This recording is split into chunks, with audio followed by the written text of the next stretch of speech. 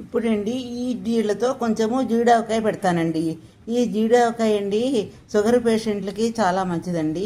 అలాగేనండి మిగిలిన జీళ్ళు ఉన్నాయండి. ఈ జీళ్ళు బాగా ఎండబెట్టేసుకుని పొడి చేసేసుకుని షుగర్ పేషెంట్ అండి ఒక పావు స్పూను వేడి నీళ్ళలో వేసుకుని తాగారనుకోండి షుగరు చాలా తొందరగా కంట్రోల్ అయిపోతుందండి.